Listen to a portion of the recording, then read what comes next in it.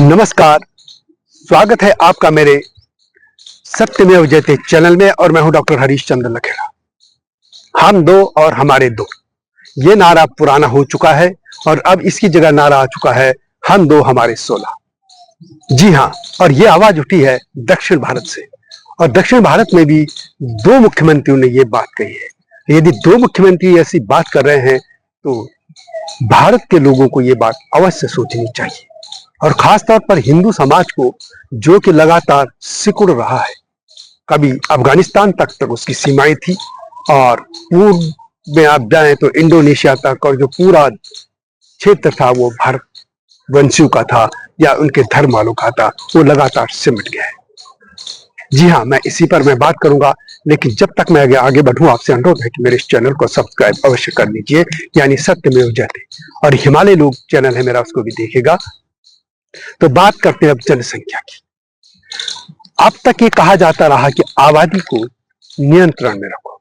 हालांकि इमरजेंसी के दौरान जो संजय गांधी ने एक मुहिम चलाई थी कि जनसंख्या नियंत्रण में रहे, उसका कोई नतीजा खास निकला नहीं।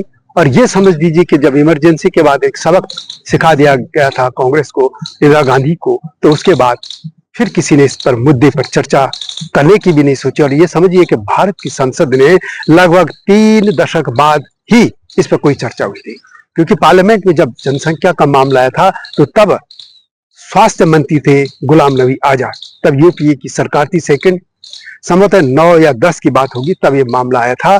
और उन्होंने खुद कहा था कि आखिर भारत में इतने समय तक ये बात क्यों नहीं हो पाई जनसंख्या पर।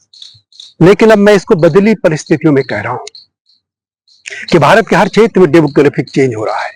बड़ी संख्या में रोहिंग्या आ गए, असम की डेमोग्राफी बांग्लादेशियों ने बदल दी है पूरी, अब और इलाकों में भी यही हो रहा है।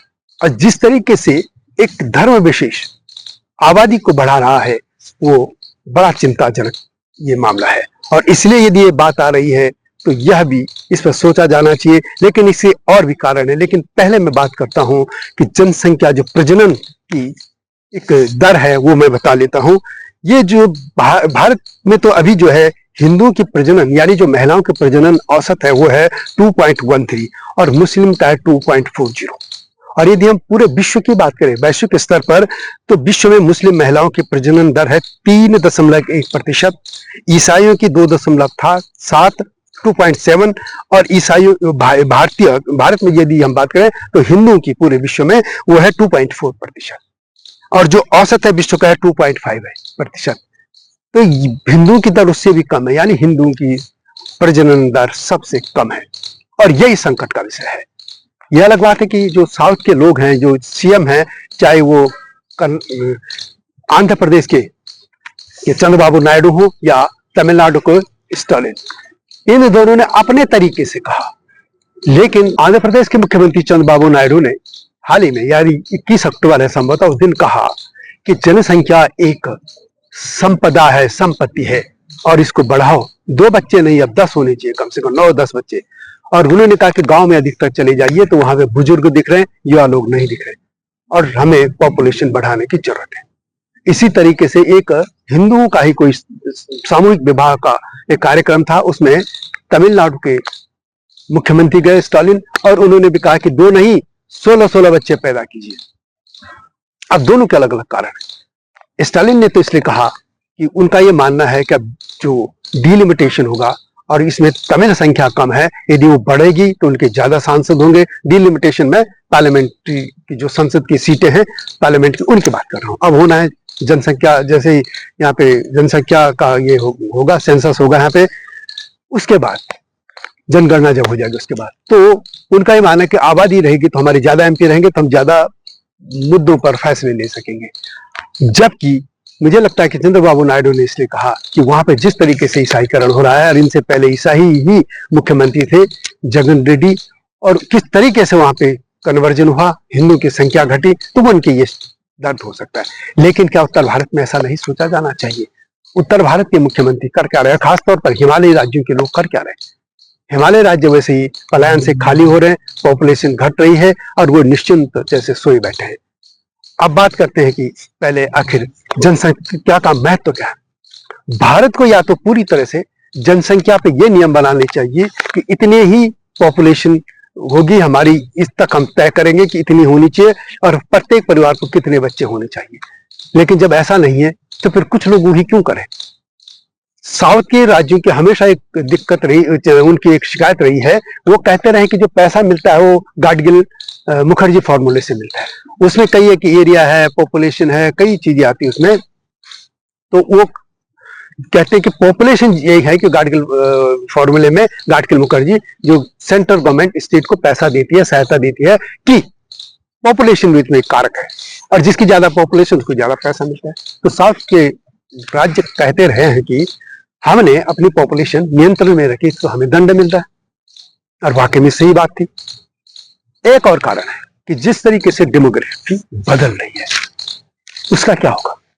यदि आप देखें कि 2011 की जब जनगणना हुई थी तो उसमें जो एससी हैं उनकी 2 सीटें बढ़ गई थी, क्योंकि उनकी पॉपुलेशन बढ़ गई थी और उनकी पॉपुलेशन बड़ी दिखी तो उनकी 2 सीटें मिल गई। यानी आपने पॉपुलेशन बढ़ाई और आपको 2 सीटें मिल गई।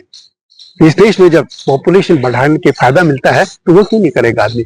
और एक और, जब से कांग्रेस के अध्यक्ष राहुल गांधी ने मुद्दा पकड़ लिया जिसकी जितनी आबादी उतनी हिस्सेदारी, यानी जिनका पुराना सेक्रीफाइस था, जिन्होंने कंट्रोल किया अपना बच्चों को, परिवार को कंट्रोल किया, उनको शिक्षित बनाया, वो कहीं नहीं किया। आपने मुंड गिन रहे सिर, और जिनके जितने सिर होंगे उतनी ज्यादा पॉपुलेशन तो उनकी ज्यादा हिस्सेदारी। तो जाहिर है कि सबको बढ़ानी चाहिए। जैसे भारत के में जितने भी लोग हैं, खासतौर पर जिनकी पॉपुलेशन घट रही है, जो पढ़े लिख गए वर्ग हैं, खासतौर पर इसमें जो सवर्ण लोग हैं, इनको अब अपनी पॉपुलेशन बढ़ाने की जरूरत है। एक और बात समझिए कि पॉपुलेशन बढ़ने का एक और भी है कि बाजार, भारत पर अमेरिका या दूसरे देश दबा क्यों नहीं डाल पाएंगे। एक और भी था कि इनकी पॉपुलेशन ज्यादा है, उनको अपना बाजार दिखता है भारत में, बाजार। यानी यदि आपकी पॉपुलेशन ज्यादा है तो ज्यादा खपत भी है, डिमांड भी बढ़ेगी, डिमांड बढ़ेगी तो प्रोडक्शन ज्यादा होगा, तो एक मार्केट बनता है। तो ऐसे पॉपुलेशन ज्यादा है। लेकिन सवाल है कि पॉपुलेशन कौन हो रही है। पॉपुलेशन उन लोगों की बढ़ रही है ज्यादा जो ना अपने बच्चों को पढ़ा रहे हैं, ना संस्कारित कर रहे हैं, उनमें से बड़ी संख्या में अपराधी बन जा रहे हैं। और जो लोग अपने बच्चों को, जो सक्षम है कि अपने बच्चों को पढ़ा लिखा सकें, एक सब अच्छा नागरिक बना सकें, वो जनसंख्या कम कर रहे हैं।